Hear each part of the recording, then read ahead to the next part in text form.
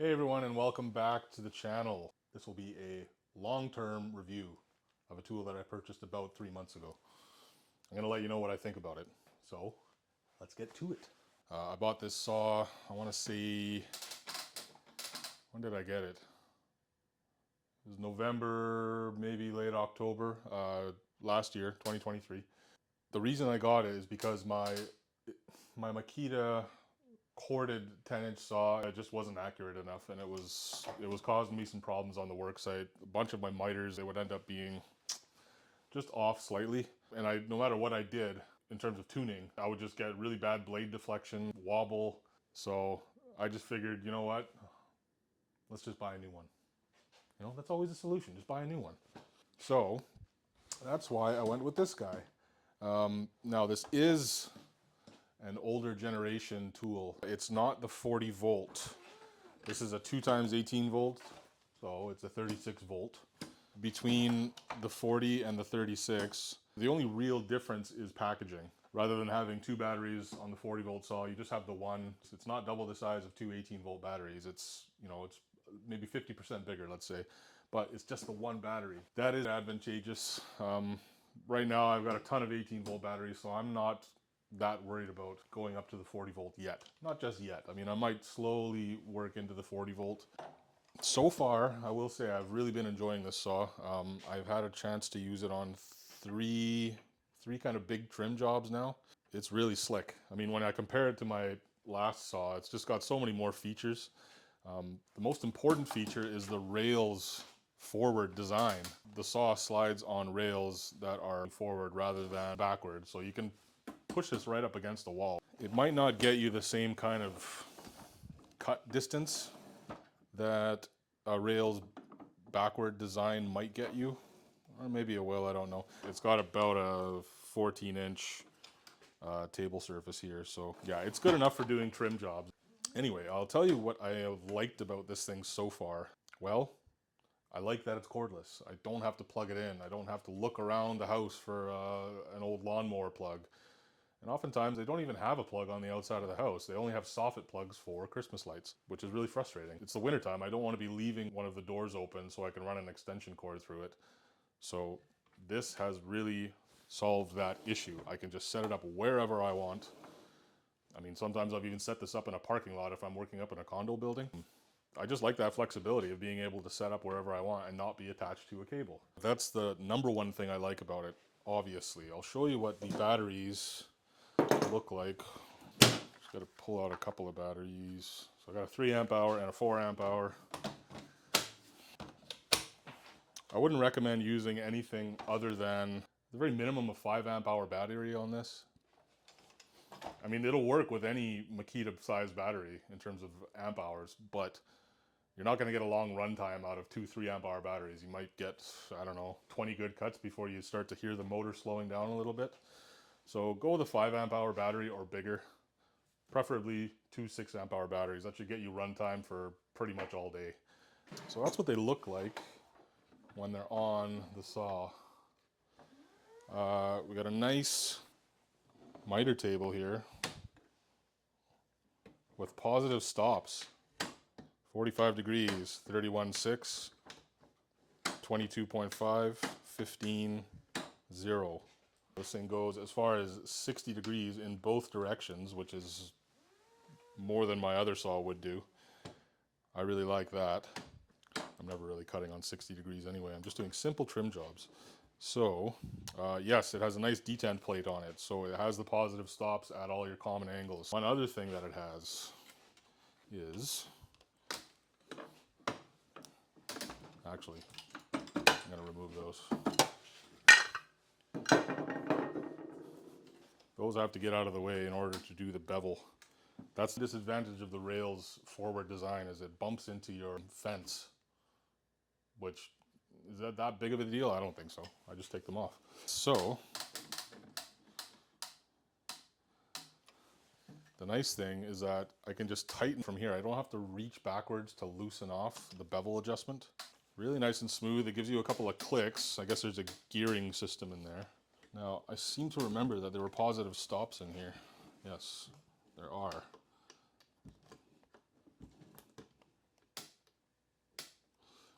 Yeah, so it's got positive stops on the bevel adjustment as well, which is really, really handy. To bevel it the other way, you got to push the button. Now, here's one thing that I don't like. Why are you not working all of a sudden? Just do what I tell you. Why don't you do what I tell you? Okay, now I'm having technical difficulties here. Don't make me angry. Yeah, one thing that I do find frustrating though is that the positive stop lock it's kind of in the way when you're doing a right side bevel. So that's a little bit frustrating. I don't know where else they could put that. I mean, preferably they could have one where the actual tightener is for the bevel adjustment. So that's one sort of annoying thing. So that's bevel adjustments covered. Yep, they got stops on all the common angles, which is very nice for cutting crown. If you want to cut your crown flat on the surface, you can start doing compound cuts. Some people prefer to do it when it's nested. I don't really like that. I think it's a little bit sketchy, let's say. Compound cuts, I prefer to do those when I'm doing crown. It allows me just to work on a flat surface. What else? What else do I like about this thing? The blade that it comes with, it's about 1/8 of an inch, but some of the blades I have used in the past or thin kerf, they offered a little bit too much deflection. So not terribly accurate. They cut great, very quickly, but they do deflect quite badly. To lock it, just a little button here, you twist it once, it locks in place. Same deal for the slides. Twist it, lock it in place. Now it's ready for transport. This is a little bit hard to find sometimes when you're standing on the other side of the saw. The fences, as I said before, removable. So great if you're doing straight cuts. If you're doing any miters, they gotta come off. Which I don't really like that. I'd prefer it to have a nice big V in there so I can actually cut something bigger, taller anyway. So most of the time these actually stay at home. I don't take those to the worksite with me. I don't typically take this to the worksite with me either. This is your clamp. It's got a swivel on it. So yeah, that's actually kind of nice. I mean, typically I don't clamp anything down if I'm cutting it. I just hold it in place. But I can see if you're working with something longer that's going off the edge of the table, then yes, you might want that. That also stays at home though, most days. Dust collection. I don't know if you can make that out, but it has these big kind of rubberized boots. There's one directly behind the blade, and I got a bunch of crud in here. Making too many scrawny little cuts. Yes, and then you have the main boot, which is leading back here, which goes up here, which you can either add a dust bag onto, which I have no idea where that went. I don't use the dust bag. I usually plug in my Centec hose leading to my separator. But I think the dust collection overall is pretty good. I mean, if you're cutting in the middle of the material, let's say, I'm about to get real dusty in here, but let's say if you're cutting right there, the dust collection works great. If you're just taking a little hair off of the edge of the piece, the dust goes absolutely everywhere. And I don't know if any other miter saw manufacturers can remedy that. I think that's going to be common between all the other miter saws, or maybe the Festool has better dust collection. I don't know. But to be honest, the Festool is good. I want to say it's about 2.5 times the price of this. So I can't justify that personally. I think this is good enough for what I do. But hey, Festool, if you want to send me something to test, I will gladly test it. As long as I get to keep it. Or sell it, whatever. I will give you my honest opinion about it. Now everybody's going to think that I'm a Makita fanboy. Well, I'm not really a Makita fanboy. The first tool I bought was a Makita drill kit. So I was invested with Makita right from the start. I'm just familiar with them. And also, blue is one of my favorite colors. So yeah, I think that is a pretty nice tool. I'm very happy with it so far. There's a few little things that I don't like about it. I think these little extensions are a bit cheap. That's one thing that the 40-volt model does have over this, is it has a little bit more bulky table extension. But yeah, overall I'm pretty happy with it. The dust collection, I'm fairly satisfied. It's not perfect, but it works. Positive stops everywhere. I think they're great. Power, it's fairly powerful. I mean, it's not going to be cutting 6x6s all day. Actually, I won't even cut a 6x6. It'll cut a 6x4. It's not going to be doing that kind of thing all day. Obviously, you're limited by the battery power and the voltage. I would probably stick with a corded saw if you're going to be doing things like that with a miter saw. But yeah, like I said, this is good enough for interior trim and, you know, sort of light woodworking. One thing I didn't mention, yeah, of course it has a laser. The laser, I haven't personally tuned it up yet. I don't like relying on a laser. I just think that the saw gets jumbled about too much during transport. So I try not to rely on any lasers for that reason. One thing that this saw also does not have, that the 40 volt probably will have on all their models, is the, what was it called? Makita AWS. You can correct me on that. I'll correct myself on that if I get it wrong. But effectively, it's just a little module that goes inside your saw near the trigger mechanism that will send a Bluetooth signal to another module connected to your Makita or other dust collection system. So whenever you disengage the safety, pull the trigger, it'll fire up your vacuum or your dust collection system automatically. Now that's a really nice feature. I didn't get that one on this. It just wasn't available to me at the price that I got it for. There is a module you can buy. I believe it's about $100, which is what the price difference was between this and the model that had the AWS module on it.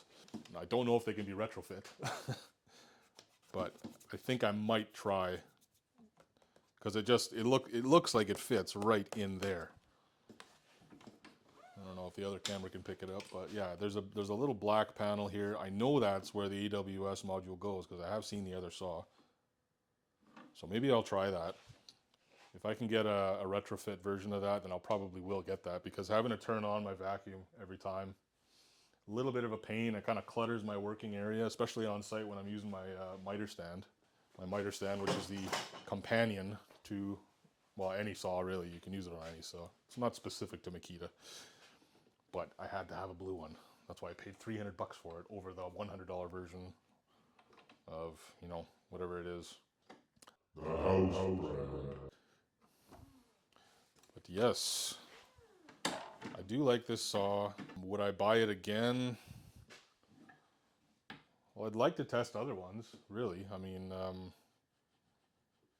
all the big four have cordless versions, I believe. But yeah, it just makes sense to get the one that you already own other tools of. So bear that in mind when you're purchasing your saw. But I just feel like Makita in general is, they're kind of, well, I've heard somebody compare Makitas to, let's say, the Ferrari of the car world. They look great, they feel great, very accurate. Durability, I don't know. I mean, I've never wrecked a Makita tool other than their drills, and that's just because I was using a drill, a cordless one, to mix thin set. Not a good idea. But yeah, like just like a Ferrari, I mean, you do have to take care of them. You have to treat them nicely, and you know, I'm sure they'll last you a very long time. What do I not like about it overall?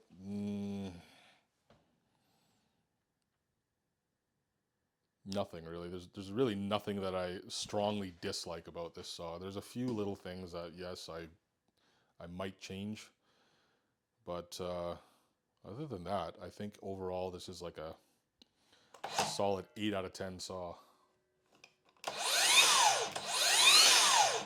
Ramps up fairly quickly. Blade speed, not as quick as you might get on a corded saw, but that's fine. You got a sharp enough blade on there, it'll cut anything. I've had the batteries drained down on this to 1 bar, and it will still cut through 1x4. So that's really up to your blade. You keep a nice sharp blade, your batteries will go longer. One slight disadvantage to a cordless setup is temperature. If you're working outside in a very cold temperature, your batteries will suffer. And that's true for any cordless tool. It's true for anything that has a battery. Cars, tools, bikes, whatever. Bear that in mind. If you're going to be working outside, Either try to work inside or get yourself a corded saw. It just makes more sense. So yeah, I'll give this an 8 out of 10. It's a very nice saw. Like I said, I don't think the 40 volt really has many advantages over this one other than packaging. Single battery over 2 batteries. Yes, it's one less thing that you'll have to carry. But yeah, I don't think this is any bigger than the 40 volt. The 40 volt, I think it'll be roughly the same size. It's, you know, 6 one, half a dozen the other. Price. I think when this was new, this probably retailed for about 1,100 bucks Canadian. I got this for $6.99. It was on clearance. I don't know why. I mean, perhaps they were trying to make room for their 40 volts. I haven't seen them on the floor yet, so I got a smoking deal on that. And because it was a floor model, a demo, they gave me another, what, I think 100 bucks off. So, but I gave it a good once over just to check for accuracy and everything. There's nothing wrong with it. I was a little bit worried that someone might have bumped into it or knocked it over or whatever, but hey, if you get an opportunity to buy a demo model from the store, just do it. That will probably be in better condition than any of the other ones that are being thrown around in the back of the warehouse. So yeah, for that price, you won't find any other cordless saw unless it's like a Rigid or a Ryobi. Don't get those. If you're a pro, don't get Ryobi tools. I'm talking to you. You know who you are. But yeah, I think for that price, this is the best that you can get.